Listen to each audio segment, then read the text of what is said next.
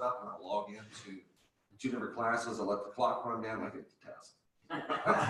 Some of them are just repetitive. I mean, a lot of it's just common sense, you know, but disclosure and stuff like that is really common sense. So I can, but I don't like, I've gotten caught waiting like a week out one year, where I had to cram 16 hours in 1 week. I had 2 computers going. Nope. But I'm not doing it anymore. Can you do partial? I mean, if you have like certain classes you've covered like this, and then just do partial online?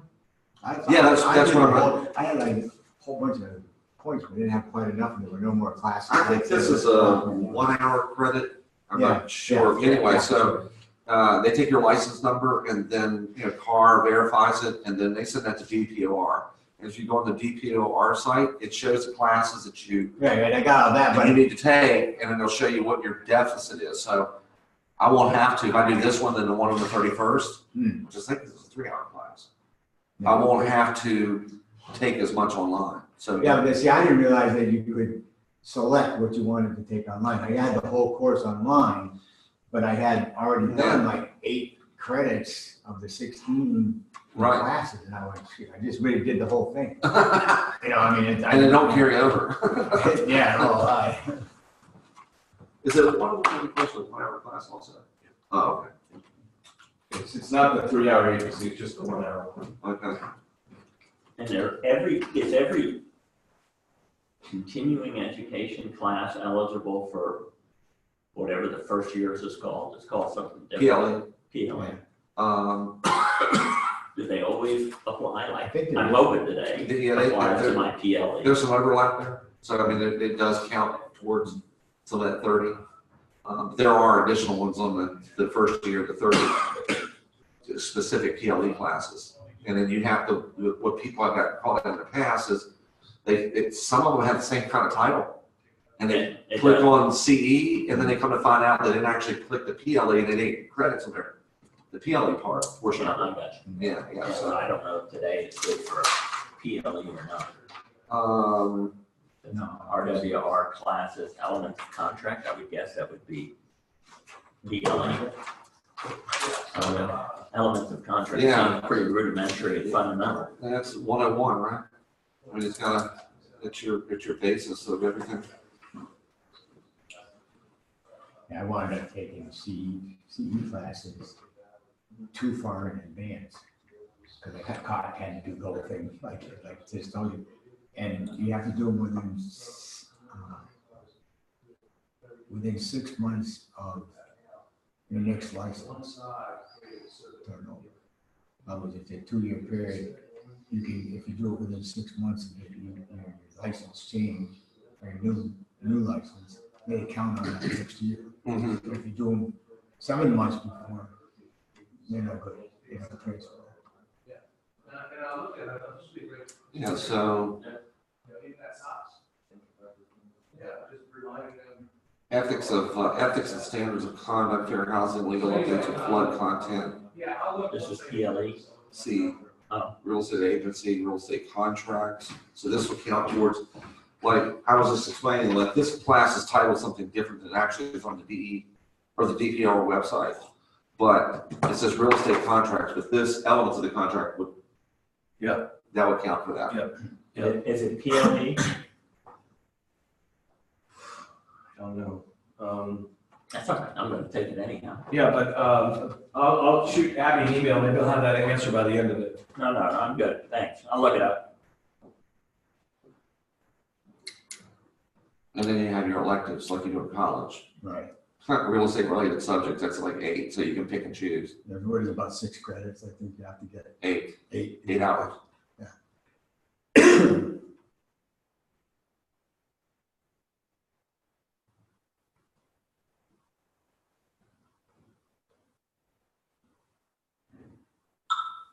Mine's due by May 1st. I licensed up in May. All right, so Under February. here is the list of PLE. Real estate law, contract writing. Now that includes, that's 6 hours, so I'm probably not this class. That's the only one that comes close. Board approved PLA, list of approved classes.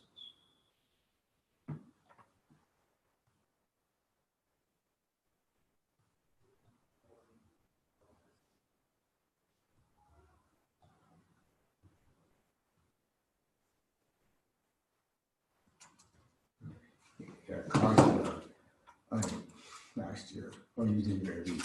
They did like, it's 2 days, intense. Oh, yeah. Stuff on 6 all day. Right, yeah.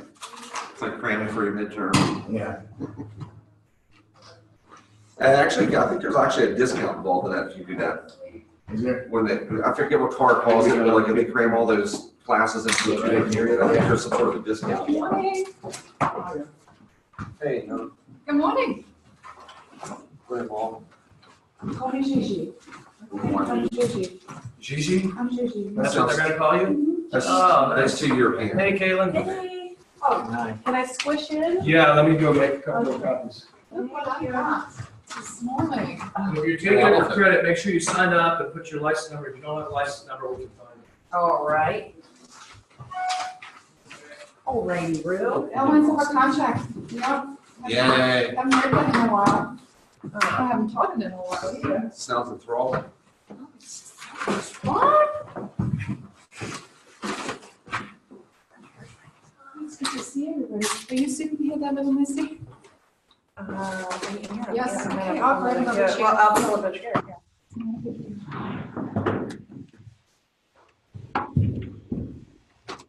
How are you really doing? Good, good. Phenomenal. That's my word today.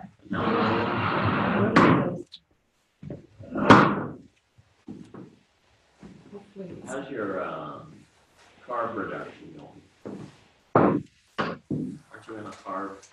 You were making vegetable pasta the other day, so I think you were trying to reduce. Oh, car. I heard car. Oh, Yeah. maybe somebody It's else. going well. Oh, I'm just. Going well. I mean, are you pretty disappointed about yeah, I broke in and had one beer when I was skiing on Tuesday. Good. Everybody was There's a lot, so actually. Hey, I more than burned that it? off. Out the winter. Yeah, and it was the best conditions I've ever seen. And Yeah, it was 9 degrees when we started. I was gonna say, flush cold. 9 degrees. Yeah, well, I mean, it'd be hard pressed for me to get me to invest into a ski resort south of Mesa Dixon line. That place has been sold many times. Well, yeah, I mean, it was originally went under, and they sold it to the HOA. HOA owned and ran it for a number of years. Yeah. And now they've sold it, and they sold it to Justin, and he sold it to the group that owns it. This is crazy. I mean, once we just pass the thing off for cash flow, I mean, you know, I mean, investment wise, I mean, it's not gonna be worth more than 10 years than it is now, is it? You know, not unless they change the fundamentals. I mean, one, not having a hotel up on top of the mountain, I feel like is a huge liability. I would agree. Yeah, I just feel like, you know, sure, you can get a cheap condo, but it doesn't, I mean, I feel like if you could go up there and actually be in a hotel. have It's a in the break- plan. Have a breakfast, you know, have nice things, and then you got a chance, I think, of generating business year round. I wonder if the property owners are lobbying against it, you know, because there's so many rentals of every condo. No, they want it, it's just a matter of spending the money. Yeah, I mean, they've got the plan for how it's gonna be set up there, and how they're gonna redo the plaza and make it, you know, more like a real ski. Yeah. I think, folks, if you're joining us online, we're glad to have you. 2 things. One is we're waiting for a couple of people, so we'll get started here. Second thing is you're more than welcome to listen to this wonderful information I'm going to provide. But because you're not here, I can't give you credit for the 1 hour. So if you're on here thinking you're going to get a 1 hour credit for elements of contract, so sorry. So anyway, that's right. That's right. Yeah. All right, where'd everybody else go? Let's get good. About what? What are you high five? Oh, I'm going on an appointment with Mr. Flacker.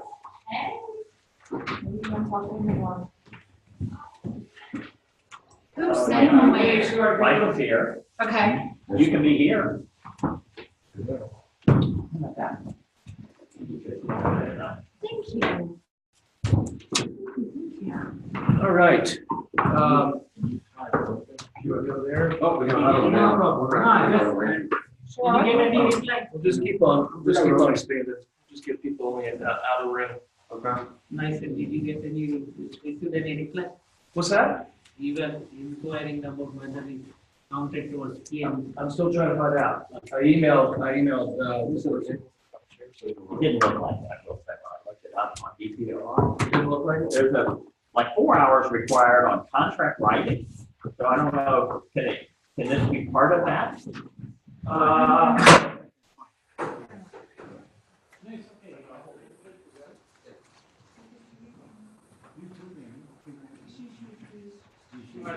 Do we have enough? That's all. I mean. Do we have enough of these now? More?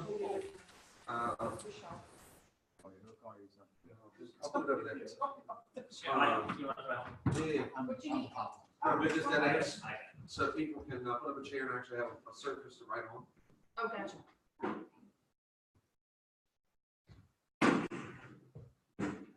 Make it that way? Okay.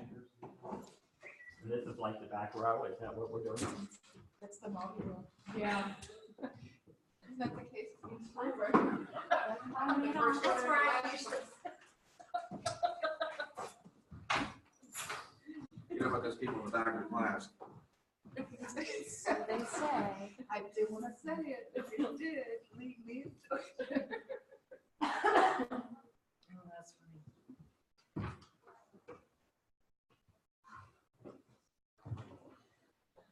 I am going to tell you what. I think I'm building an ark. You got go for it laying around here, do you? I have. Hey, I have a pond right across my driveway. Deal. I'm not even kidding. Like, my whole driveway is washed out. My backyard has probably got 5 feet of water. Like, I have my own personal pool. All I have to do is just put concrete around it. Golden. You know what, Roads are. you know what would concern me if I had tons of listings and home inspections coming up? All the radon hits people are getting down with all the Thanks. water. Yep, I have a few of those concerns. Thank you for pointing those out. Somehow this got printed on the back of these. You have that elephant on your finger. She's an elephant person. That is the weird. I had the strangest dream last night, and I saved an elephant in Australia. There are no elephants in Australia. No, not yet. Maybe in Sydney, it's good. Okay, so, Gerard decided not to join us since he didn't know. All right. I think we have everybody that, I think it's good, so, welcome. 1 hour class, elements of a contract is sort of the basic overall aspects of the contract. You know, when you think about elements of a contract, you think about the fact that most times we think about a sales contract, right? But it's not. It's any contract. That's your lease agreement, your listing agreement, rental agreement, blah, blah, blah. Most of this, obviously, we're focusing in on both the listing agreement and the sales contract, but the elements of it that we're talking about here, the general concepts, are as it relates to all of those types of things. So basically, this is the PowerPoint. Caitlin, do you have one of these? I could be here. Sure. Okay. I have one. Yeah. All right. Skip one of those just in case. So anyway, PowerPoint to the class is what you have in front of you. Oh yeah, and if you're taking this for credit, sign up, and if we know your license number, put it on there. If we don't, we'll find it for you. One thing that I will tell you, this is bonus information that I just learned today, so we'll be getting more information for you. And I got a call from Ann Oliver this morning asking me about the new listing agreement, and I said, "What new listing agreement?" And she said, "Yeah, I went. I'm putting together a listing, and it says that it's January 19th." I had no idea that embarrassed to say that I didn't know that they had updated the listing agreement. I don't know what is in it. I've got it so that when I get done with this, I'm going to go on Virginia Realtor and and see what they have. I don't remember, do you remember seeing something that came out that Yeah, said, we did, and, how long ago was that? we just, about a week ago. Hmm. I found out because we ordered. Was it in the car newsfeed or, No, not that I was aware of. so where did you find it? Just by doing it. Oh, okay, so you didn't see a notification, Carol. One thing about an updated contract, I noticed sometime in the fall, they had updated the home inspection addendum with this void only like they have in Northern Right, Virginia. right. Then they took that out and Right. now they've added, where the earnest money deposit goes Right. should termination. So that's been an addition. Yeah, and we did I'm talk just about thinking- that. Oh, okay. Yeah, we did go through those revisions, because most of the home inspection was really the only thing that changed in the summer in regards to, there was a lot of lease stuff, listing, lease documents and addendums and things like that, but I think the home inspection continues was really. But they took that, like they put it in and then the next time I pulled up, they took it out, the void only, option, which I think is a good one. You know, Yeah. if you're in competition, and I don't know why they did that. It was like one contractor had it and then the next one I did. they Well, when didn't. I get on to Virginia Realtor site later today to look at this, I'll look at that as well, because oftentimes they'll not only share why something's happened, but they'll also have videos, legal updates, explaining different things. So I'll see if I can find that and send it out. You know, Because the Northern Virginia Realtors that I've dealt with, that is part of their, oh, yeah. which Oh, is, yeah. it's a nice option if you're in competition, Yeah. so. Yeah. So, three basic components of the contract are the offer, the consideration, and the acceptance. And we talk about the elements necessary to create the contract, the first page that you see here. You've got offer, acceptance, and consideration. And then you also have the capacity of the parties to the contract, you have the intent of the parties to the contract, and you have the object of the contract. Now, obviously, if it's a contract for purchase, the object is to buy that house. So listing agreement, its object is to sell that house, and how is all that going to work out? But when you look at all six of these elements, they're all pertinent to it, and they all need to be there for it to be valid. So obviously an offer, in acceptance by everybody. Interestingly enough, had a conversation with one of our agents in the last couple of days, where he thinks he's getting a listing. It's a really nice listing, but it turns out it's the grandson. No, I take it back. That's a different one. He thinks he's getting a listing, but haven't seen this in a long time. Bob, you'll know about this. Kimberly, you might. Yoni, you might. But this actual property was bought as a land contract. It never changed hands in the deed. So this guy thinks he owns it. There's probably some paperwork that says he does. There's a price that he paid for it, but it's owner financing. So basically what's happening is the person who's in the house is paying the seller. The seller is then paying their mortgage company.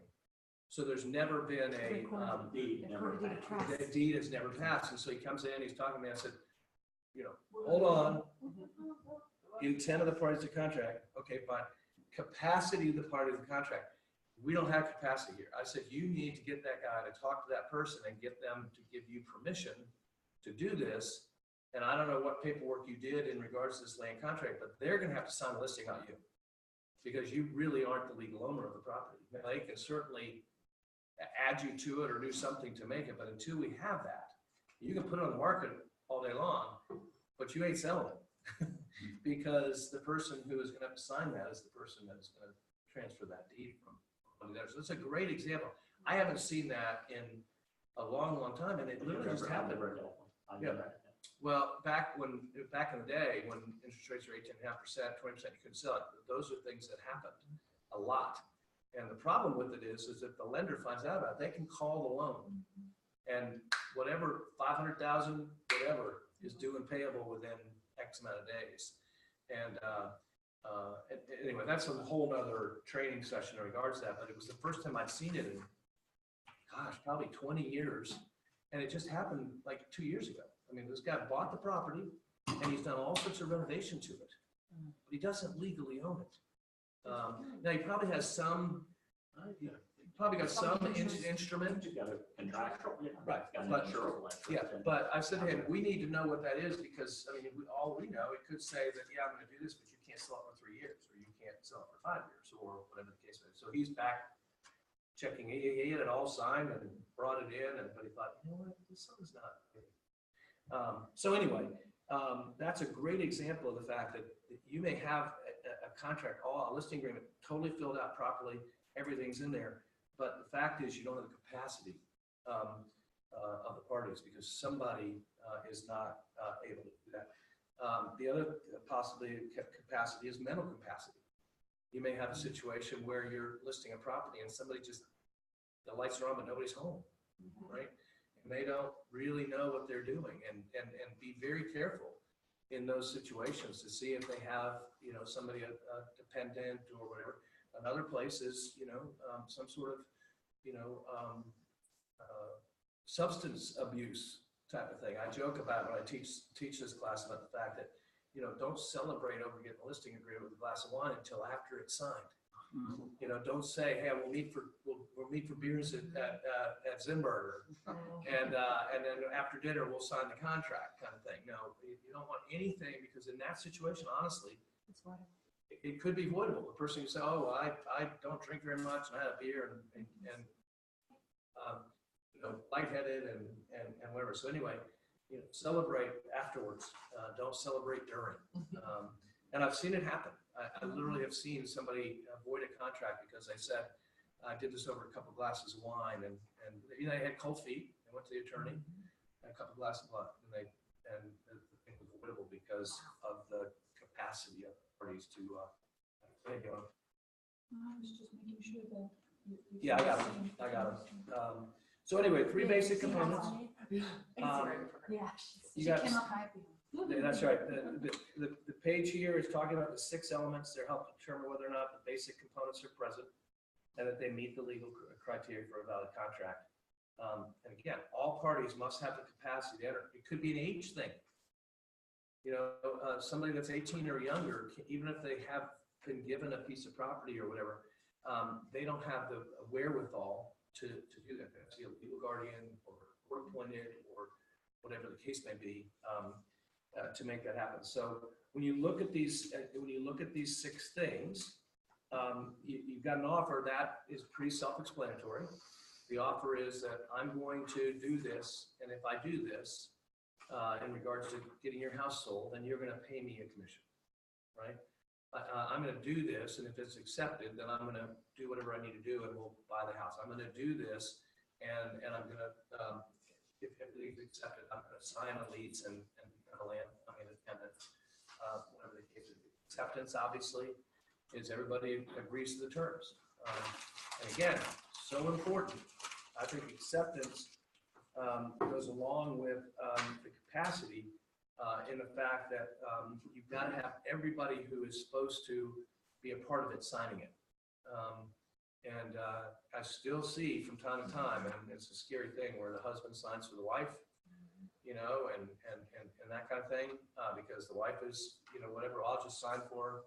No, thank you. We have this thing called electronic forms now.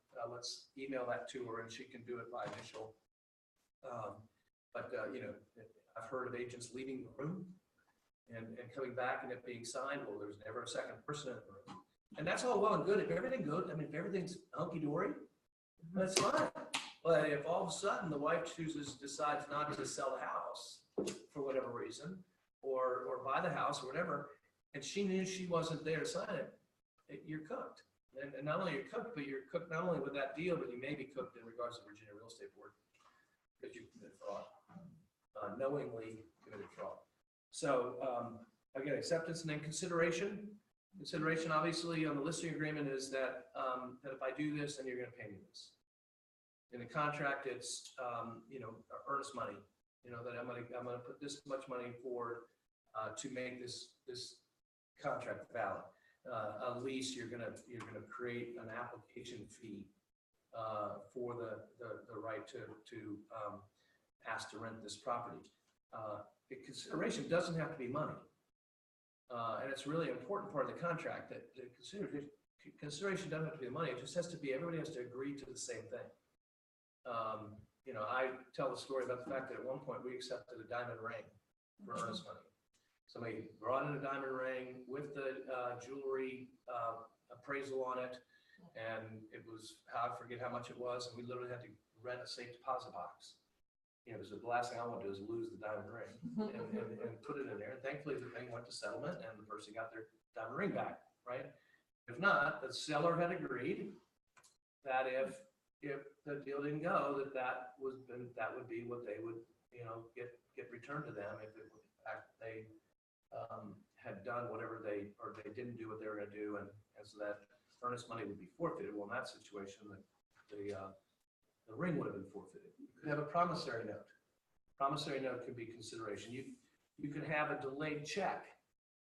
You know, I write a check today, January 24th, to be deposited by January 31st because I'm waiting for the next paycheck, right? As long as the seller agrees to that, that's fine. If the seller doesn't agree to it, that you got to, again, make sure that your buyer knows that if this contract gets accepted and all the elements are here, the capacity, the intent, the object gets accepted, that money is going into our earnest money, our escrow account within 3 days.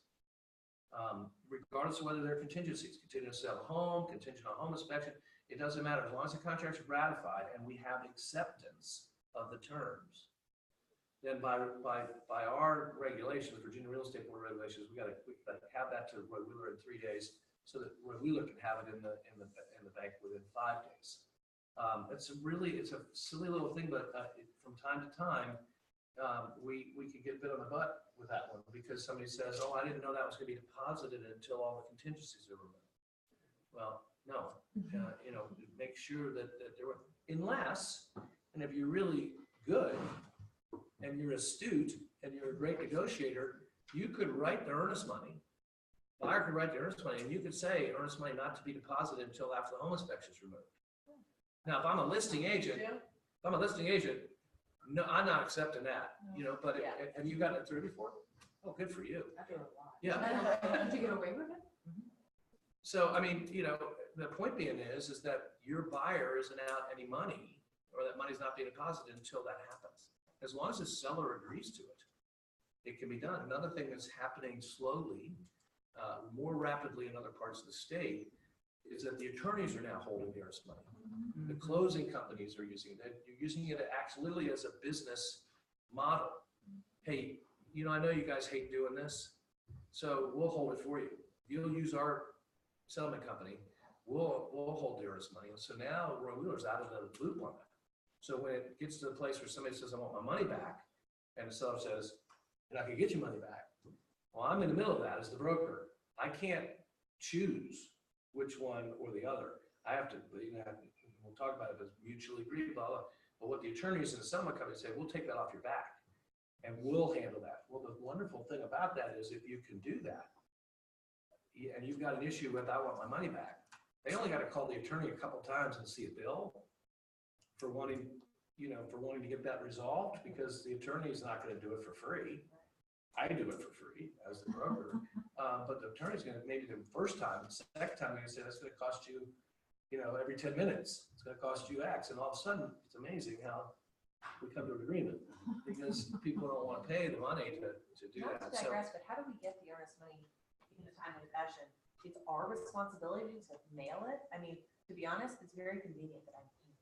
yeah, well, again, that would be But something. what is The nice thing about it going to them is that now it's their responsibility to get it. how am I getting the deposited. check? I have to do it, signature, deliver, like, Yeah, I mean, you'd have to, you know, we should also settlement, you know, like couriers, you could have, you know, say, "Hey, we got a check here, come get it," that kind of thing. But, okay, you know, good to know. but for lack of that, yes, you would take their, or hey, here's a good, interesting thing. You have your buyer take it there. There you go. That's You what have you to say, buy it. "I need you to take this to Take Bill that Tucker by responsibility. Friday at noon. Okay, I need you to take this to Charlottesville Sullivan." You know, makes sense. Make as- them have. some as Joyce skin in it. Shoemaker would say, "That's not my job, Yeah. right? My job is to find the right house for you, negotiate it, whatever, but you can take that check. I need you to take this check. I need you to meet with Jay. I need you to," I don't have to do that, right? And Gotcha. it's amazing how many things we take on that we don't really need. I mean, Joyce, and I'm off topic, but Joyce would, when she got a listing, no way she's making keys. She's saying that, "I'll be back here at 4 o'clock tomorrow with a lockbox. I expect for you to have 2 keys for me, one for going to this lockbox and the other one in case it gets lost." because I don't want to be caught without a spare, but she gets them to do that. Whereas we go, oh, I'll come back, give me a key and I'll go to the hardware store and I'll get this. No, you don't need to do that. Anyway, so parties must have capacity to enter into the contract, an offer must be made, consideration must be exchanged, the parties must be in mutual agreement, obviously, contract's object and purpose must be legal. Example of must be legal is that, you're not selling that house for it to become a crack house. You're not selling that house with the understanding that you're going to create a group house there when in fact it's not allowed there. You could have a voidable contract in that situation if you've made an offer for something. And the reason for it happening is not legal. There could be some voidable aspects to that. Well, that could be just zoning issues. Like if they have an understanding they can open up a brewery in that house, but it's not zoned properly, that falls under the same. That's exactly right. But what would happen in that situation is if the seller and the listing agent are saying, I understand that's what you're going to do. I don't know whether it can be done or not. Well, then you would counter that contract to say, we'll give you time to do a feasibility study to see if I'm not going to tell you you can do this because I don't know. But yeah, so a feasibility study would be what would happen in that situation to allow you to find out if that's something you could do, or Airbnb, or whatever the case may be. The point being is, that it must be legal, and if it's not, then it can be voidable. And then again, the form of the contract must meet the legal requirements. Well, the legal requirements are very well stated, clearly stated in the contract, whether it's the contract or whether it's the listing. Any one of those things, the legal requirements are in there.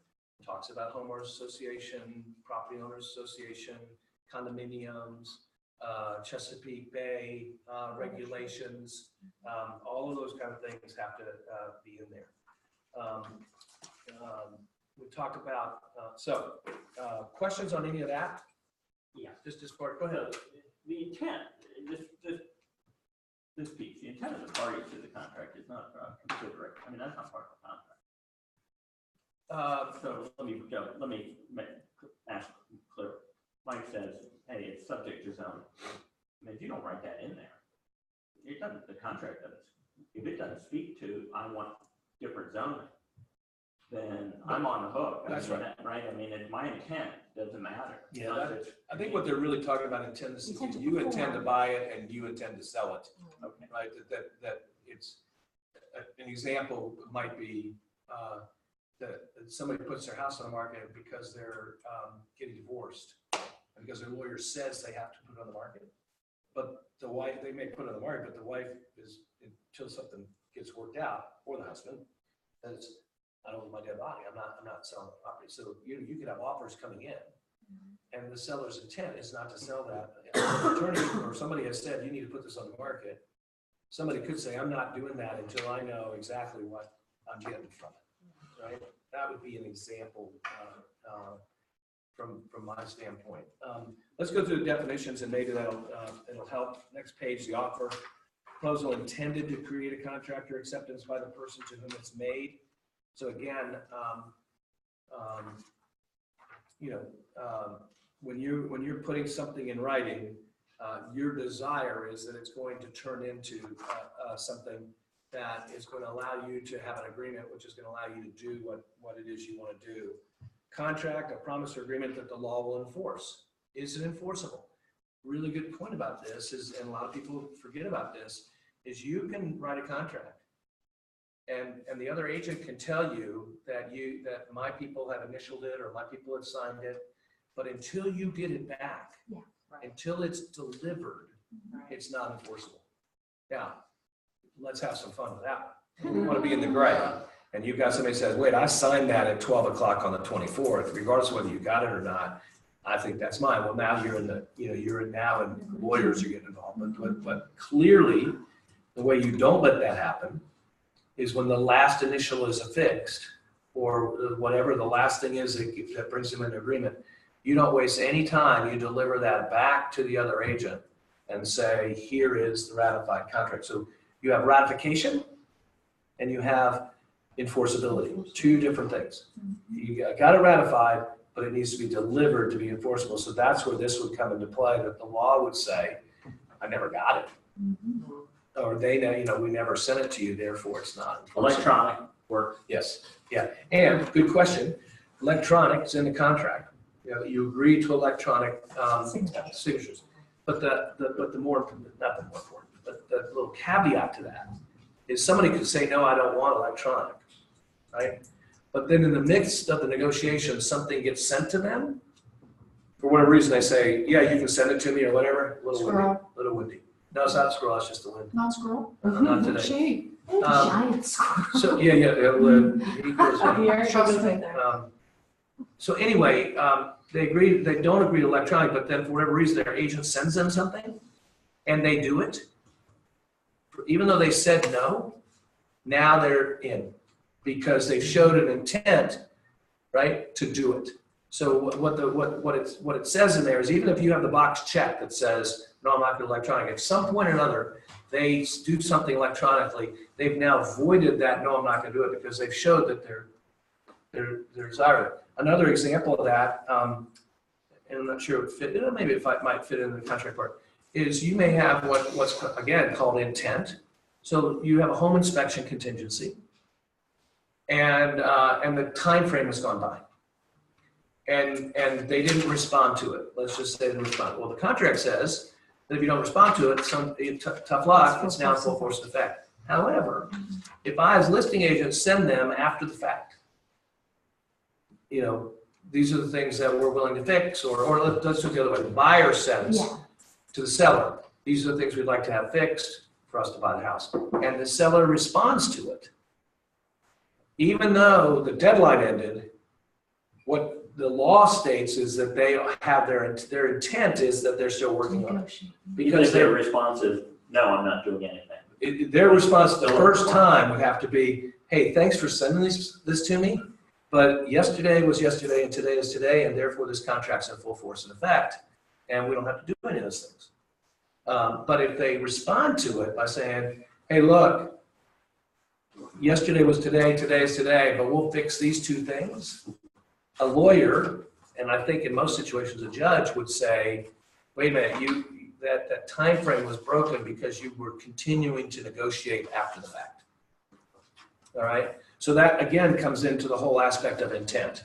Hey, my intent is to sell this property, even though that deadline ended, we're still working toward trying to do it. You can't 3 times later when they don't agree to stuff say, oh, well, you missed the deadline, so therefore it's in full force and effect. I mean, you could try to do that. But the fact that you've moved forward with it, you've communicated by your actions. If it's a tight time frame in that situation though, and they continue to play around with the home inspection list, and even though it's past the deadline and they respond, okay, but it pushes your person out of a lock situation, or it pushes your person past the deadline that's going to cause them monetary damages. Well, we're talking about 2 different things here though, because you're saying we're trying to work these things out, but we haven't got it worked out. So you provide a list, they say I'm going to do this, you provide it. So let's say it takes several days, right? It goes beyond the lock, which, well, I hope it wouldn't, because that would be a long negotiation. But let's just use your example for a minute. You would be all right now because both folks are communicating that they're working it. What I'm talking about is you've written a contract for me, and you've got 15 days to do a home inspection. And the 15 days end up on the 16th day, you send me something saying, we hereby remove the home inspection committee, provided the seller do the following things. My response to the listing agent is say, hey, Mike, so sorry, but yesterday was the deadline, and this contract's in full force effect, so we now don't have to do anything. In that situation, the buyer is really stuck with the property.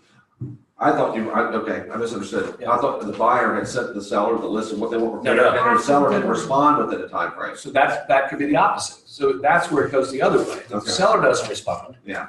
The 3 days goes by. Mhm. But at the end of the 3 days, it says if you haven't responded, then you're agreeing to what the buyer has sent you. Right. So the 4th day, the seller goes, I'm only going to fix these things. No. It's the 4th day. You've now agreed to all of these things. Mhm. But let's just say in the 3 days, they respond. Well, now the buyer has another 3 days. Yeah. And what would happen is at the end of that time period, if we're not getting close to a lock issue, Then you'd have to both mutually agree to extend the home inspection contingency. Because it's only 10 days, 3 days, 3 days. After that, everybody's got to now decide what are we doing, right? At the end of those one another, now you're sort of at a time frame where you've got to extend or Right, okay. whatever. Okay, next page, acceptance. Obviously, is set to the terms of an offer, consideration, a promise, act, or forbearance, bargained for and given in exchange for a promise, act, or forbearance. So that's pretty much what we talked about. A contract could be verbal, but it's not enforceable. Okay, again, that's a really crazy thing. In the state of Virginia, it says a contract can be verbal, it's legal, it's verbal, but it's not enforceable. I don't get that. No, I don't get Right? I mean, if it's legal, it should be affordable, but no, it's very clear that you can handshake and say, this is what we're gonna do, but if it's not in writing and it hasn't been delivered back, it's not That's always your enforceable. first question. What's that? That's always your first question back, like when we have, is it in writing? That's right. Did you get it signed? That's exactly right. And yeah, thank you. And then even today, we're talking about, the listing agreement and we're going through this thing and I'm going, wait a minute, who are you representing here? And she said, well, I'm representing, but you're writing a contract? Oh, wait, I meant a listing. And I said, oh, okay, but it is a contract. I mean, it's perfect for this A class. listing. It is a contract, but it's an exclusive, right? So anyway, so promise, act, or forbearance bargained for and given in exchange for a promise, act, or forbearance. Forbearance, an intentional delay in collecting a debt or demanding performance on a contract, usually for a specified period of time. Forbearance is often consideration for a promise by the debtor to pay an added amount. So that's a promissory note. That's a delayed, a post-dated check. Anything that, or it could be, I'm not giving you the money until after the home inspection is removed. Any of those things would be defined as a forbearance as it relates to the property. Capacity, we've touched on that. The legal ability to enter into a contract. That capacity could be mental capacity. It could be by age. It could be that they don't have any right to sell a house. They could be. Did you hear that? What was that noise? It's a squirrel. No. Squeaking. Not the tree. I hear a funny Yeah, did you hear squeaking this noise. squeaking? Oh, it was much. Oh, okay. Okay. We think Moving right along. Yeah, exactly. That's right. Where's my phone? Here's my phone. Sorry. Yeah. You're texting. Uh, I haven't got my phone. So anyway, the legal ability to do, and that's why it's so important when you go to get a listing, you have an opportunity for a listing. You should be going on the legal records and checking to see. That's my chair.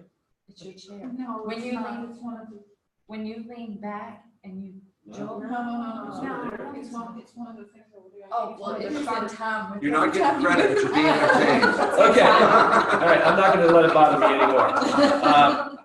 Anyway, that's right. So the seller, you want to go to the land records, and if it says ETAL et al., that means there are other people that need to sign that thing. If it says trust, or it says whatever, anything other than John and Mary Smith, and even in that situation, you need to ask the question: Are you both on the deed? Are you the only people that have the ability to I know. I'm not listening to it anymore.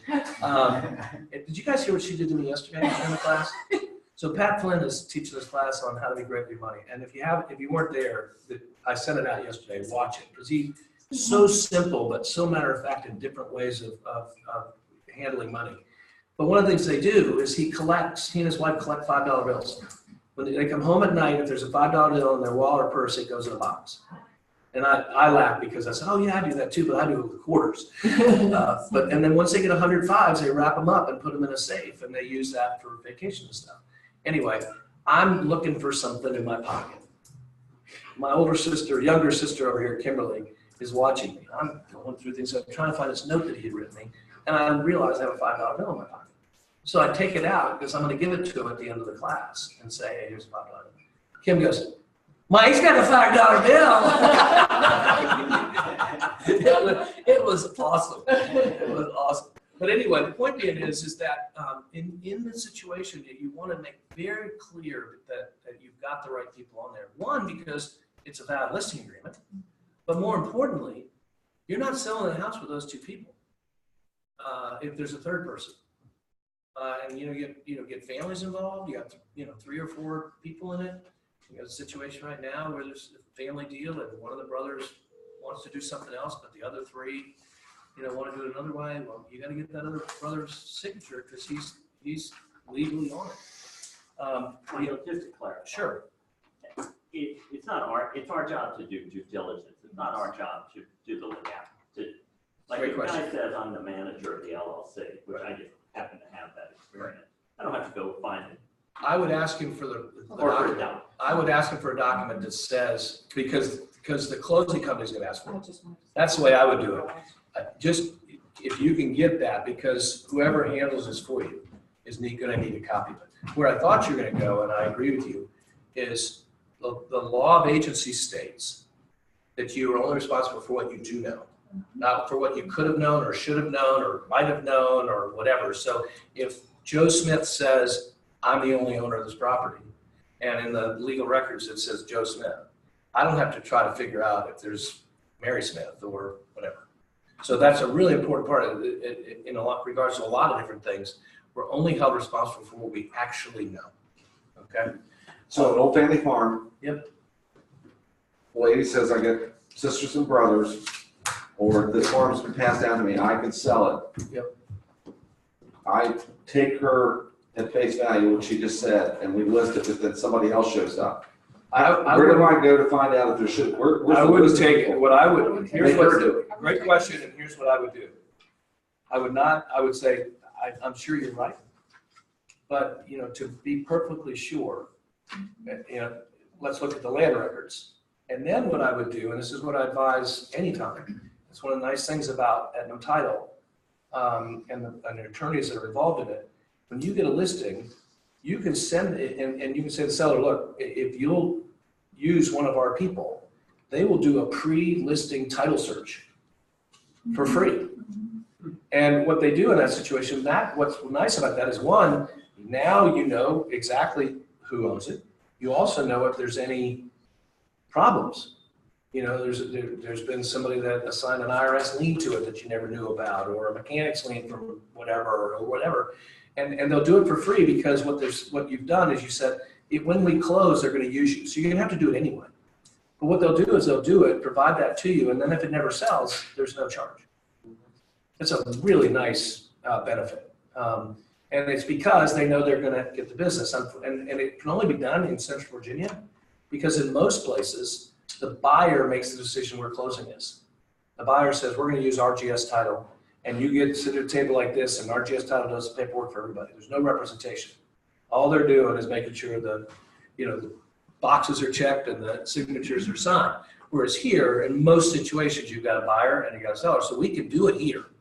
And we say, look, if you'll use one of our folks, I can get you a pre-listing title search, just to make sure, Mary, that nobody got mad at you at some point and attached a claim to this property in some way. So that's a great way of just making sure. And the other nice thing about that is it's really nice to find that out now versus 2 days before closing. Because a lot of times they don't get to it gets searched, but when we got that settlement tomorrow, I better go through the paperwork, and all of a sudden there's a lien on the property because somebody built a storage shed on the property. The buyer finds out about it before you do. Right. And then it becomes part of the whole negotiation, kind of feels like. I don't want to belabor this, but I'm running into this situation right now. That's right. We don't know if one of the siblings is dead. We can't get in touch with them. There's been every attempt made.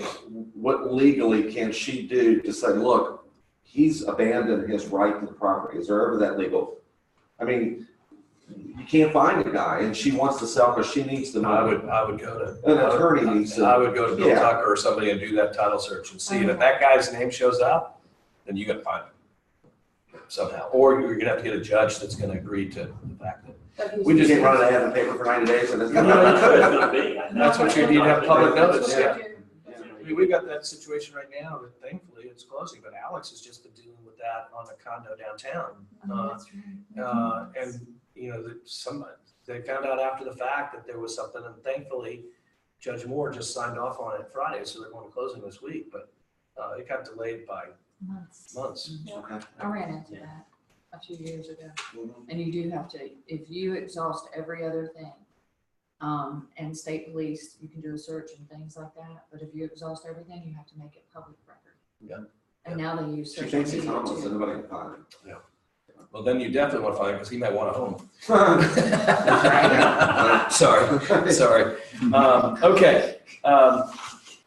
The intention of the parties to a written contract is fixed by the language of the contract document. So that goes back to what you were saying about earlier. What is my intent? My intent is to buy this house. If my intent is to buy this house to run an Airbnb, if I don't put its contingent in there, that if I can't do it, I can't buy it, that doesn't, so that's great. The object agreement must be lawful. Parties to the contract. Parties to the contract, and this is really important, buyer, seller, landlord, tenant, listing brokerage, property manager, question mark. It's really, really important here because there's a trick question in this.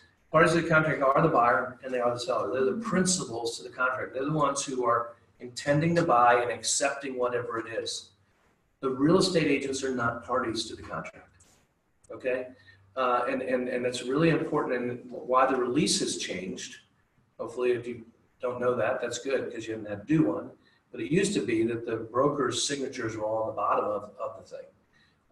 They're not anymore. It's only because This is like a purchase contract, or it could be a lease.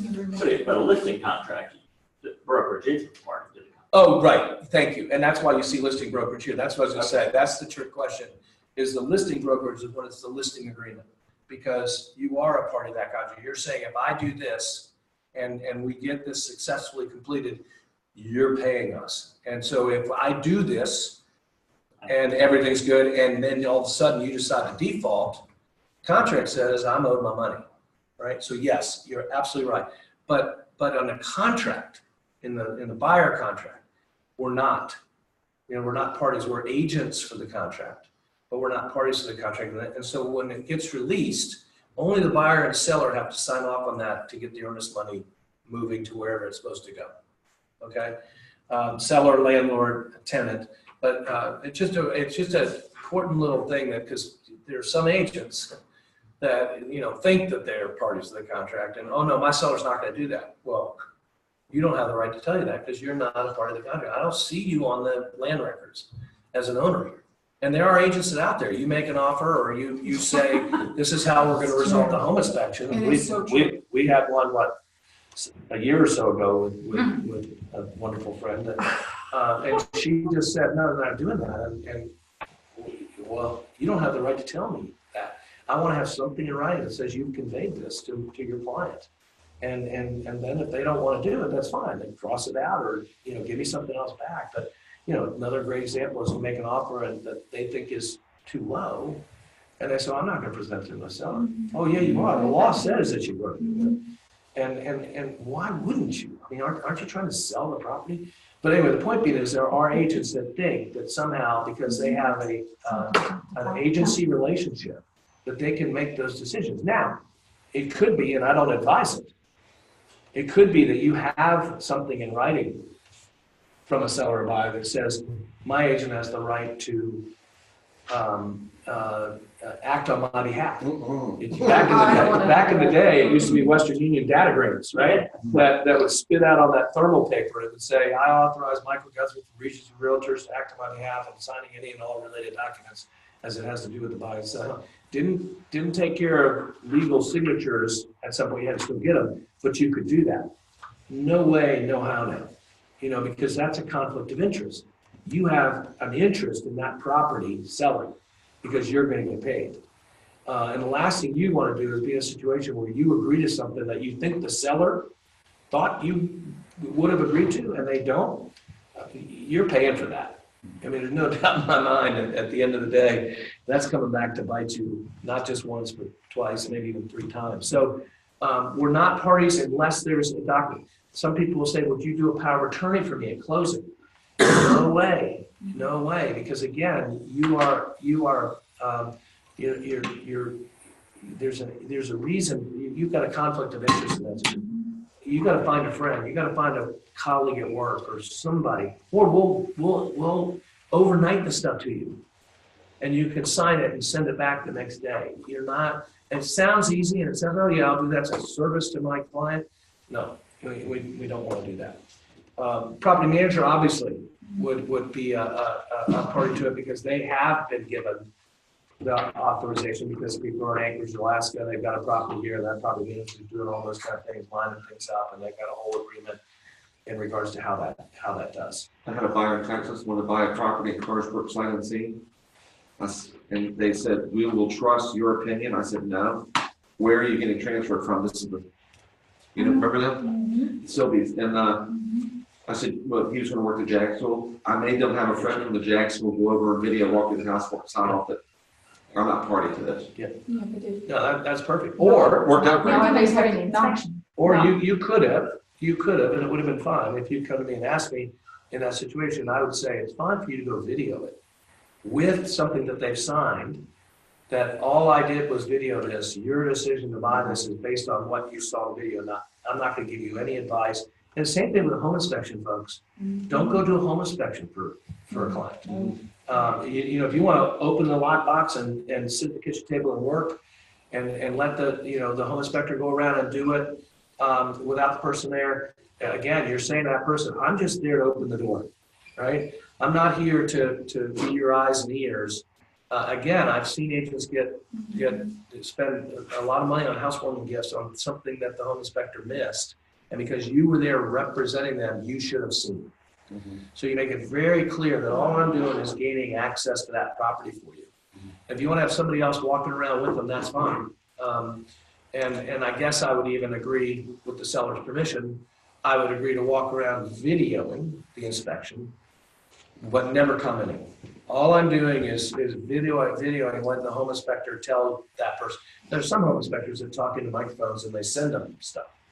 The point being is, don't ever put yourself in a position where that person thinks you're representing them at that, and that you're supposed to catch something that didn't get caught. the sight unseen has sort of been modified because now you have a form.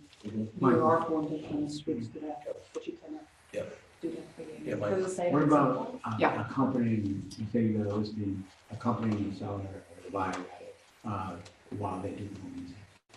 Because you're in the application. You represent the seller, You say I'm representing the buyer right? and the buyer goes to the home inspection and I go with him. Yeah.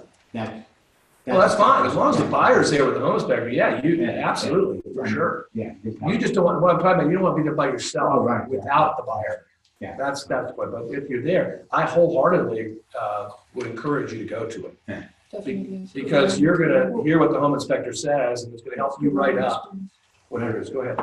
Well, if it's, I just had this, because I just sold it for sale by owner, so, and there was gonna be a conflict with my being there, but I made sure I was there anyway. But with MLS, you have to be there. You can't, you spoke to that just recently. You can't just say, oh, you guys do the home inspection, I'm gonna go shopping and come back. Exactly right, but the difference is, I'm only gonna be at the kitchen table. That's what you're doing, is you're telling that buyer if they can't be there. All I'm doing, I have to be present, because unless you get something right, and what we're talking about is somebody lets you in and then they go shopping for 2 hours at Wegmans. And they come back, hey, how you guys doing? Almost done? You know, that kind of thing. No, somebody's gotta be there unless the seller's given you permission that the home inspector and the buyer even, but the home inspector and whoever can be in that house without the agent. So, So yeah. once you open that lockbox, you have the responsibility to be on site. Yep. And that's basically what you do. Go ahead. So, let's go back to we got a sale contract, $10,000 deposit. They default, and they mutually agree to release without paying the realtor. You have to sue then? Yeah. Because you're not a party to the contract, you just have to hand them back their money. So, right? no, If the buyers and the sellers. the earnest money gets returned, Whether you like it or whether you not. like it or not. But the listing agreement allows you then to go after the seller and say, yeah, But you have to do it independently. that's right. And what's really interesting is, this is the really crazy thing, is that for the buyer agent to get paid, they have to sue the listing company, because the contract is not with the seller. It's the compensation of the MLS is between the agent and the other agent. So let's say you've got a 3% offer of compensation and the seller defaults, clearly defaults, ready and willing to give a buyer, they're ready to go, and the seller says, no, I've changed my mind, right? And so and they say, we'll give our money to the buyer. I mean, we'll give the earnest money back to the buyer. Well, the buyer has lots of different things. He can sue for specific performance. No, we're gonna be at closing in the week and you're gonna be there. Or if they don't do that, then you can sue for what's called monetary damages, substantiated damages. And the substantiated damages, I was gonna buy this house, I'm now still in a rental property, you know, whatever the case may be. But we, the buyer agent would have to come after us and say, look, we did everything. And we're owed that 3%. And so then we would have to then go after the seller because we can't pay the 3% unless we have money that we were promised. And that's why when you look at the listing agreement, they agree to pay us X amount.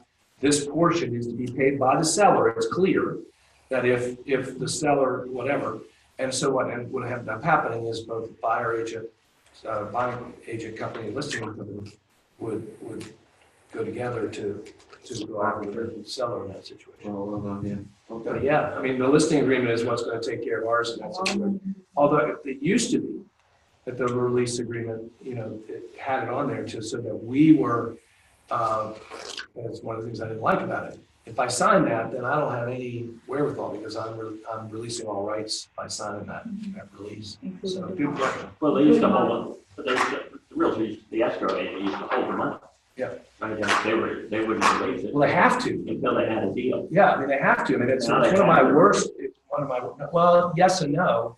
But if you talk to attorneys would say you still need to have a buyer and seller unless it's clearly noted that void and earnest money returned.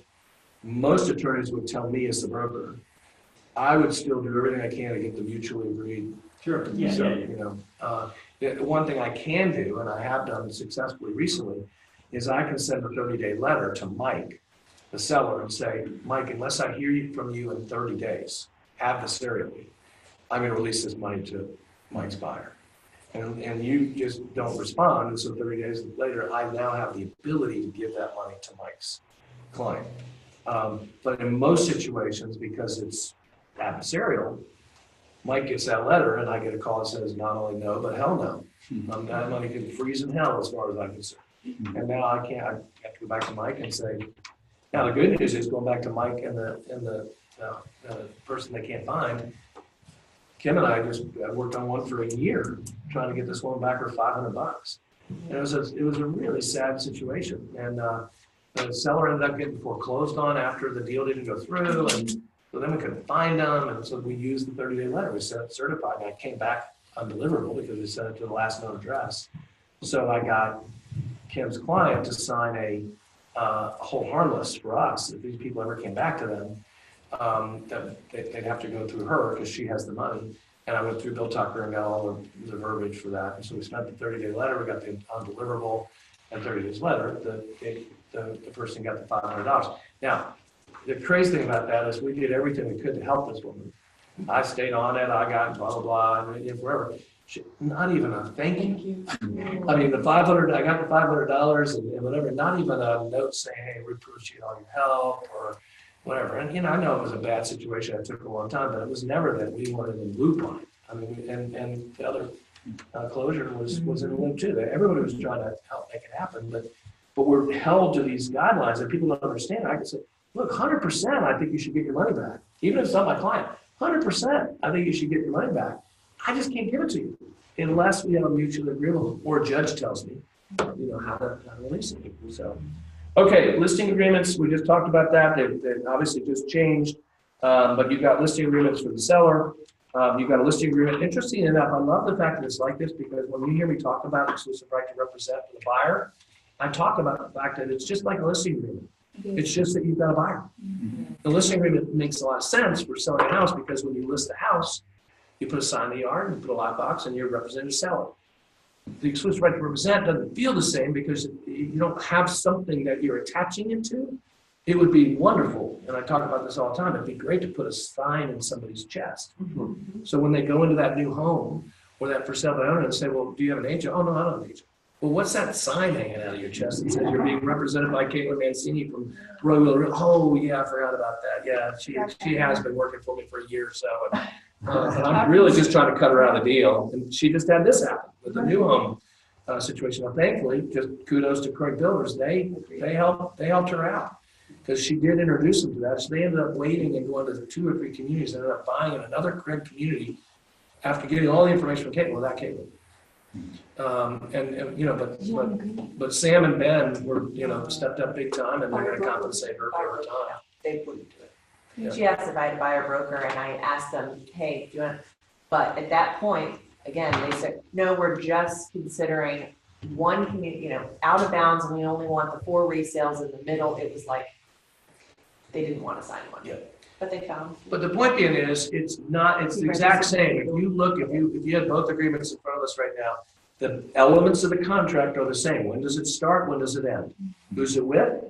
How am I gonna be compensated? You know, what are my duties? What are the buyer's duties? It's the exact same thing. And so I love the fact that they call it a listing agreement. And so the point being is, and again, it has nothing to do with elements of the contract, but when you start to work with a buyer, the first thing you should be doing is sitting down with them and saying, you're supposed to, after at least the first showing, sit down with them. And I would use the exclusive right to represent agreement as an outline as to, hey, you need to know that you have the right to be represented. I'd like to be that person. For me to do that, this is what we need to talk about. We need to talk about terms, how long. We need to talk about what you're looking for. You need to understand how I go about working. You need to know what I expect from you. How long will you give me? Those kind of things. And so I like the fact that it's considered a listing agreement. You also have the lease agreements.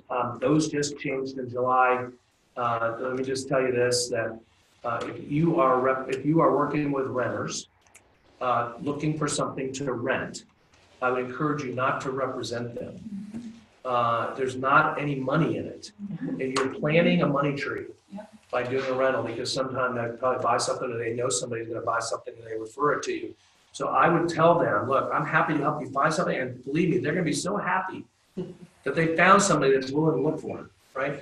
But I'm not going to be representing you. I'm going to be in this situation. I'm just going to facilitate the transaction. The agent who's representing the seller will be doing all the work. I'm going to But find you're you still the. getting compensation, that whopping $200 or whatever it Oh, is. wow, you got a lot. Oh, right. Yeah, right. Right. Maybe You $50, got the luxury $100. special. I did. You got the luxury. I mean, that's one of the reasons why we don't take anything. If it's 150 or less, we don't take anything. We get, because you're doing the work. But the point being is, in that situation, all I'm going to do is facilitate this. I'm going to find the property. You say, yes, I want it. I'm going to contact the listing agent. They're going to get the rental application. They're going to get your money. The only thing that you want to do is make sure you know when they move in, because then they're going to be in your database. Hey, I hope the move-in went well, but because you don't even want to be there for the walkthrough, folks. All that time and energy, you want that on somebody else. You don't want to be having to tell them, look, you should be videoing the place because you want to get your security deposit back. So the point being is, you do not want to represent a tenant in that situation. You want to just, hey, I'm happy to help you find something. But the point is, at that point, the listing agent is to be the one that's going to handle everything. You would think. You know, how many times they told me, well, you need to get the application and the lease agreement filled out. I'm like, We just had that happen. Yep. Just had that happen. yeah. And I wouldn't do it. I would say to them, look, this is your job. You know, I don't represent this tenant. If you help them get that lease application, you are now in what's called an undisclosed dual agency relationship. And if something goes wrong, they're going to say, wait a minute, you helped me fill this out. Why didn't you tell me about that? So you just say, look, these people want to rent the property. And if you need to tell your landlord that these people, now, if they want to send you the rental application, then you just give it to them and say, fill this out and give it to that agent.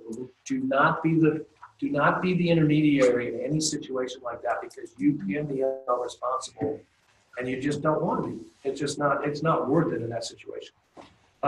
Okay, listing agreements, do they contain the elements that kind of offer? You know, what's the commission consideration? The capacity is that we've already talked about all these things. Intent, the object, acceptance. I kind of got ahead of myself and did these things earlier. Buyer representation agreements. Again, elements of the contract. You know, what is it that you're offering? You're offering your services, and if the services are used, and they end up buying something, then they're going to pay you.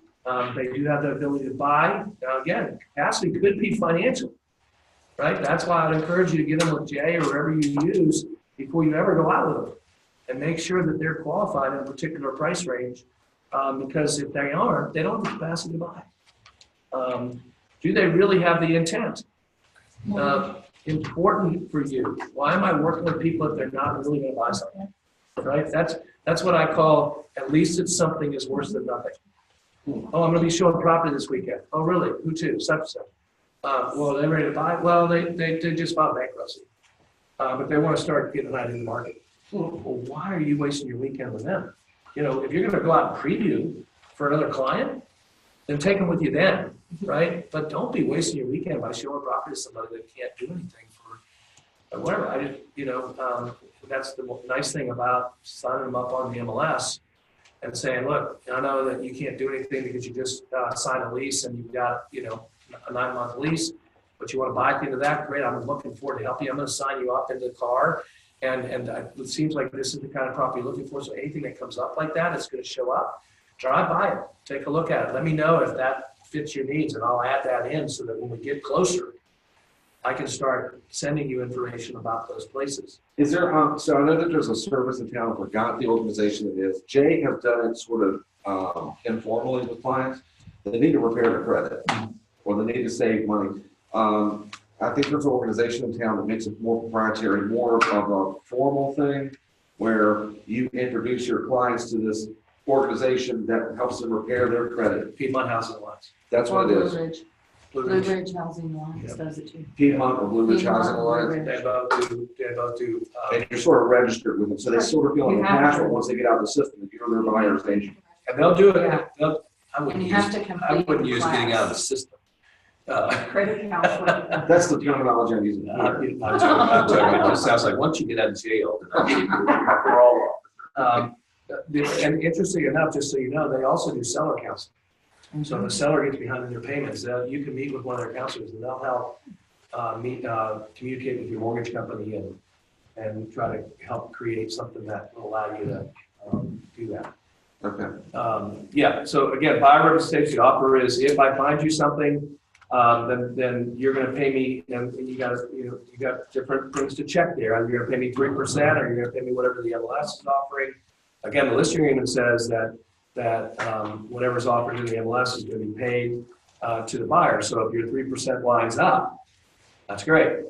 But as an example, and Mike has been doing business some over there, and Kimberly, you get over to the valley, it's a wild, wild west over there. I mean, they've gone down that slippery slope so fast for reduced commissions for the buyer, 2.5%. You're expecting 3%. There's nothing to say that you can't call that agent and say, yeah, before you ever go and show any properties, hey, I'm going to be over in your neighborhood.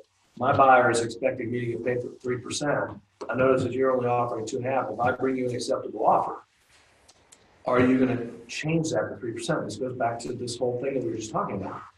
Most of those agents will go, well, I have to get to my seller. And you very nicely say, au contraire. You don't, because your agreement is between the seller and you. You've agreed to whatever commission. I don't even know what it was. You've agreed to 12%. And you only offered me 2.5%. So I want another 0.5% of whatever you got. And will you agree to that? And if the house has been on the market for a while, there's a good chance that they'll say, yeah, if you bring us an acceptable offer, I'll do it. But then you get an email or something that confirms that conversation, and you reply back and say, great talking to you, and thanks so much for your understanding and the fact that if I do bring you an acceptable offer, it's going to be 3%. Because the way that the buyer, in most situations, until you are at a place that you can have this standard, it's pretty tough to go back to your buyer and say, you owe me some more money. You have the right to do it. Oh, wow. That happened this morning. Oh, look at that. And they changed it, right? Yeah. Yeah. But anyway, the point being is, most of us, it's hard to go back and say, hey, I'm going to need to get 0.5% from you. So what most of us do is we're going to take whatever is off of the MLS. However, here's a little added bonus for this morning. The way you do that, sneakily, but ethically, is you get the buyer to agree, yes, I'm going to pay you 0.5%. And you get the seller to pay closing costs. So let's just take a $200,000 house. And they're gonna put 3.5% down. So you're gonna put $7,000 down. So that makes it $193,000 loan. Everybody with me? They have 3% saved up for closing costs plus the 10%. So they got another 6. So they got $13,000 of money. Still with me? Buyer has $13,000 in cash. So what you do is you write the contract with the seller paying 1% or 2% in closing costs. So the buyer's going to get 2% of 194. They're going to get $3,880, and 0.5% of that is going to go to your compensation. So that's the way you do it. The seller never. It doesn't matter. The seller giving him the money so then they can pay you. So they don't have to be the one. It doesn't come out of their pocket. Closing agent. And so it's another great way to do FSBOs. You know, I'm not going to pay a 3% commission. Well, you know, that's where I'm working. Well, you know, if you want to, so what you do is you say, okay, fine, but you're going to sign an agreement that says that you understand I represent the buyer, and if I bring you a acceptable offer, that you'll work with us. Yes. Well, then you write the offer up with a 3% in closing costs, and you get that buyer to pay you that 3% out of the 3% closing costs. Seller didn't really pay the commission, but they did. It's a really neat way to get around. You know, if they're only going to pay. Can that? So, I mean, you don't have to do it now. no, Congrats. but, well, it's a good, but it goes along with the contract. You're going to talk to her for sale by owner. First thing you want to do is get something in writing Sure. that says they understand that you represent the buyer and that they're agreeing to let you show the property. Okay. And then let's just say they say, but I'm not going to compensate you. So you do the one-time showing and it says 0% and you read it. Now, prior to you doing that, you want to make sure your buyer is with you on this, right? So that because if you make the offer, 3% closing costs, and they don't do it, well then who's paying you, right? But so what you're doing is you get the agreement, then you go and show the property they want to buy it. You write the offer up. You say seller's going to pay this amount of money. Buyer's going to pay this amount of money. Seller's going to pay 3% closing costs. Seller says, "Well, make the deal work. I'll do that." But what the seller doesn't know is that the compensation is going to come out of those closing costs. You're going to get compensated by the buyer because they have the money for the closing costs, right? This does not have to be disclosed, Michael? It has to be disclosed to your client as to how you're being compensated. You don't have to disclose how the other person is being To compensated. the seller. Because you don't disclose to the seller how those seller concessions are being done. When you write it out, you're just saying. Well, and vice versa. Towards closing costs prepaid. Vice versa. The seller doesn't have to tell, the listing agent doesn't have to tell you what they're being compensated for. They could have an 8% listing and then offer you 3. They They don't. don't have to tell you that they got more. I think that But But we're. the law of agency, I know where you're going. The law of agency says your client, the person that you're representing, needs to know how you're going to be compensated. So if there's a $1,500 bonus or something like that, your buyer needs to know that you're showing them this property, and if they do buy it, there's additional money you're going to get paid beyond what you've agreed to. But it would seem to me that you would have to be careful too, because if you have properties like I run across a lot, seller will not pay commissions on seller concessions. Right. So you really have to be careful with your numbers there. So everything would Yeah. add up. And foreclosures and short sales will not do it at all. So You get your 1%. you need to get something in writing from the buyer stating the fact that, That's the exclusive right to represent as to how they're going to be compensated in that for sale by owner. but that you get something back from the closing costs. That, in that particular situation, you'd have a specific thing written up as to how this is gonna work. That's the exclusive right to represent. It goes back to what we just talked about. My consideration is only gonna be if I can get the seller to pay the closing costs. Or maybe the consideration is different. Let's say you get the 3%, the buyer says, if I get 3% closing costs, I'm gonna pay you 3%. If I get 1.5%, I'm gonna pay you 1.5%. Whatever it is, you're gonna have it in writing through your exclusive right to represent. Because it needs to be dispersed anyhow, so the closing agent. That's right. That's right. And that's the really interesting thing. And it doesn't happen anymore because you have what are called closure statements. It used to be all in the same HUD, right? And so, right. And so the example of that would be, and it happens, it's happening a lot. Somebody calls you up and says, I want to see your listing. And if I buy it, I'm not going to be represented. Therefore, I want you to reduce the Right. sale by 3%. So here's another little tidbit outside of what we're talking about, the same thing. Wait a minute, say that again? Somebody calls you up, you have a listing. Say your pro se listing. Somebody calls you up and they say, I want to see that. Say, great, love to show it to you. I don't have an agent. Okay. I know you're getting 6%. So I want the 200 and $80,000 property, but I want it for 3% less than that, which would be $8,400 or whatever it is. Here's the key. Here's the key. Do not argue with them. Nope. Just All you say is, make no the offer. problem. No, because you're not representing them, right? You say, you tell me what you want to offer, and I'll provide it to my seller and see what happens. Well, what can happen is let's again use 280 and $8,400 off is 271.6. Okay, so you make an offer of 271.6. Your seller wasn't thinking they were going to get any more than 270. So they sign off on 271.6. You go back and good news. I got it for you at 271.6. It used to be when they got to the HUD, they would see that you got 6%. They go, wait a minute. You told me that, no, I told you that I would do whatever you wanted me to do. I reduced it by 3%. But it had nothing to do. I have no written agreement with you in regards to payment. I don't even represent you. They think that they have the right to tell you that but the agreement is between you and the seller. So you go to the seller, hey, I got an offer of 271.6. They're unrepresented. Say, great, let's sign it. Now, let's just use it one more cent. Let's say they go to 269, which is $2,600 less than what they were. Well, you have the right in your 6% to at that point say to the seller, I'm going to come off my listing my 6% by $1,300. Will you meet me in the middle? And let's do it at 270. And they go, yeah, that sounds good to me. That's between you and the seller because that's where the agreement is. Okay, so this is going down the rabbit hole. You're not writing the contract. You're not representing. No, I don't represent the buyer, and the buyer writes the contract. No, you would write it. You would write it. That's what's called ministerial duty. You're just. Right. You have the right to write the offer, but you're not telling them what to offer. You're saying, you tell me what you want to offer. I'll put it on paper. I'll take it to my client, the seller, and I'll come back to you with whatever they You say. can't Yeah. advise them. You can't advise. You write the contract, you can tell them they have the right to home inspection, you can tell them they have the right to a lender, whatever you want. But you are writing the contract, you're just, in the contract, you're gonna say, Roy Wheeler representing the seller, NA for representing the buyer. You just And but they write it in. Let's say they write it in. Because They write what in? that they want the commission to be reduced.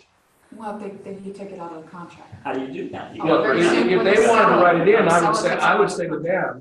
them, the way I would respond to that is, the listing commission is between me and the seller, and therefore it's not part of the contract, because I'm not a party to the written contract.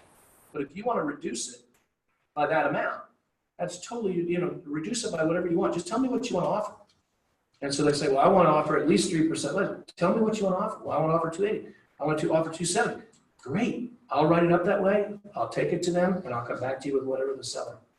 Yeah. Commissions are not part of the negotiations, or part of the contract. It can't be. And the reason being is it would happen every time. Yeah, it can. It would happen every time. If the agreement wasn't between the seller and the listing company, you'd have every negotiation where somebody would go, okay, I'm gonna accept this, but it's gonna be this. No, you can't do that because you're not a party to that agreement, right? And the other place, it's a great question, and it's a great rabbit hole to go down. You can't start negotiating after you've written the contract. Once the contract's written, you've been through the house, you've accepted the offer of compensation, let's say it's 3%. The seller can't now, the listing agent can't now go to the buyer agent and say, hey, we're a little bit up, we're above, will you reduce to 2%? Yeah. You can't do that. We know that. We went through that. That guy still isn't talking to you. Now, Bob, where you're going, I know, is what you can do as a listing agent is to say, man, we're just $1,500 apart, and I've told, or I'm $2,000 apart, and I've told the seller that I'm willing to come off $500 of my commission, and I think that they'll come off. You got any ideas? What we can do? Just leave it. And then it's the buyer agent who offers, hey, I'm happy to split it with you. Really? Oh, that'd be great. But we can't say, and Mike and I had this, and I can remember exactly where we were. I was in the corner of JPJ on a Sunday afternoon, basketball game, walking him through something because the guy was trying to reduce his commission. I said, Mike, you just go through the deal. You're not a party to the contract. Your job is to get that buyer of the house. We'll do it afterwards. And we ended up going to arbitration. And we didn't go to arbitration, went to mediation, and we came to an agreement. It was more the principle of it, and we agreed to meet in the middle. This agent still won't speak to me to this day. And at the mediation, Mike will tell you, he wouldn't look at me. We're at a rectangle table. He's sitting like this, Bud Cray, up in front. He was in Nangle, his broker was with him, he was right like this. Mike and I were here, he never looked this way one time. Then, about a year later, he took one of my continuing ed classes. And he turned his chair, never looked at me the whole hour. I was teaching. I mean, the guy thought I had really ripped him off, that I had done something really unethical by the fact that I let the whole deal go through and then I went after the money after. Hey, that's the way this works. You know, we're not parties to the contract because we could be contract interference in that situation. All right, so let's take another example, and I'll leave it alone. No, that's all right. So I'm an agent. Yep. And I'm representing myself. Yep. I don't want to take a commission. Okay. Because I don't want Yep. the income. I want That's to right. take a discount on the house. Yep.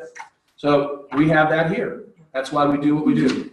We give you all the money. If you're buying a principal residence, that money's yours except for $500. So you gotta pay income tax on it. No, it's not your, let me finish. That money's yours except for $500. So I sign a letter that says that commission never comes to us. We're waiving our 3%. So it's still not part of the contract. Right, right. But what the contract is that you're gonna write Roy Wheeler a check for $500 for the administrative, that kind of. Same thing with investment properties. We can wait, what we do is we pay whatever you're supposed to get paid plus 50% more of the company you get. You can get that all waived because it's an investment property other than what the company dollar would be in that situation. Let's say it's, you know, Ed Brownsville comes in and says, hey, I'm gonna buy this property.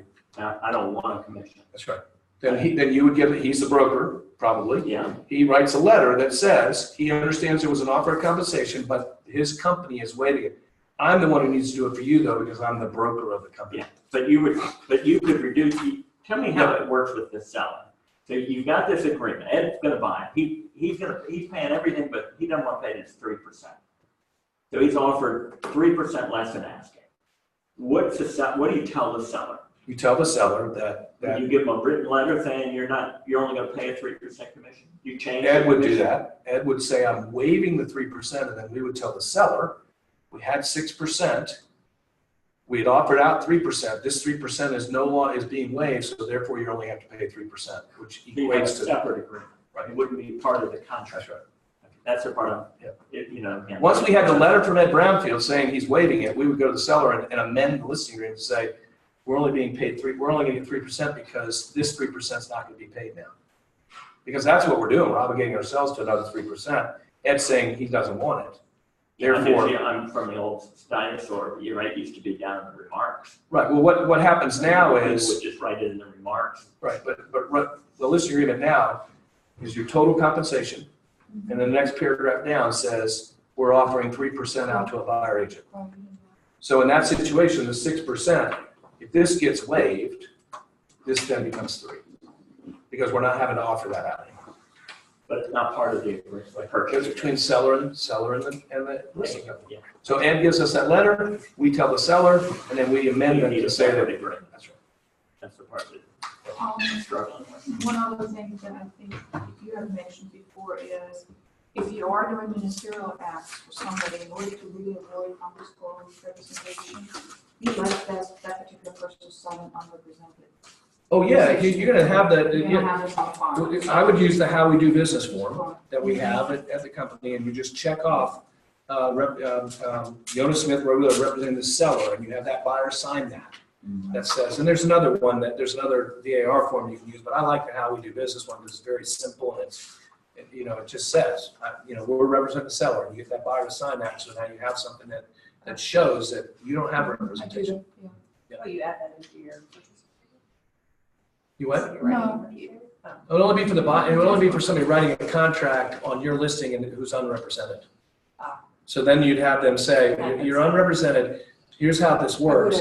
This is a box, it says to you, I've just, and when you take my agency class, I'm gonna do that in a week, but I decide who my principal is. In this situation, Caitlin, my principal is the seller. So I say to that buyer, I only represent the seller in this. Then I'm gonna disclose it, as I just did. I only represent the seller, but I can write the contract, I can provide you ministerial acts. And then I need to act consistently in that relationship. So what I do, and I get it in writing. So I decide who my principal is the seller. I disclose it to that buyer, right? I get it in writing by how we do business, check, seller representation signed, and then I act consistently. And the way I act consistently is I never advise that buyer. And I learned this through teaching GRI, and I continue to say it. if you want to understand ministerial acts versus representing somebody, as soon as you start advising versus giving information, you cross the line. So I can give you information about home inspections, I can give you information about appraisers, I can give you information about lenders, but if you say, which lender would you use? Right. I'm now advising, and now I've crossed that line, and that I can't, you have to talk to them and that make that decision. Same thing, writing a contract, giving information, here are the comparables. They say, well, I think I want to offer 280, that's great, what do you think? If I start saying, well, I think you might be able to get it for, no, now I'm advising versus giving information. Now you have conflict of interest. And now you could be across the line. The other place it happens, and the place you have to be careful is, if you sell your own listing, you've done all I just told you, you go to the home inspection because you're doing it, or even the pre-settlement walkthrough, and you start helping them check the outlets to make sure they're working or turning on the dishwasher or whatever, you're crossing the line because you're now trying to find things wrong with the house with the person you represent.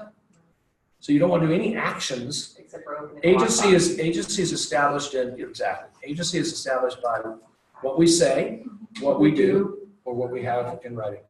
And so what we do could be, I'm checking the outlets in a house to find that they're all working. And if I find one, now I've done a disservice to my seller because if that person didn't find it, it's up to them to do that. So you said, here's 3 title companies, that's not advice. No, that's just, here's the information. But we narrowed the list to 3. Right. That's okay. Yep, absolutely. Something These are right. people that I know and work with. That's- Well, and quite honestly, if you're not representing the person, I would represent. If you represent the person, there's nothing wrong with saying, hey, this is who I would recommend. You can use your reference. All right, guys, thank you. And thanks for going along with me. No test. I'm taking more of these in-person classes, because it's online, you gotta take the Well, that's test. to prove that you actually went through it. Yeah. See, this proves that you went through it with me. I'm doing all in-person now. That's what I was, my question was, I've done the book for the past 7 years. I've done the book and I nail it. But I'm gonna do the in-class stuff, I get more out of it. And I wanna make sure they punch stuff. Are you gonna go to Clark and do like a day of them? Have you seen that? There's like Yeah, a yeah, they got day. like, they got crammed in. Yeah. Yeah, it's in my bag.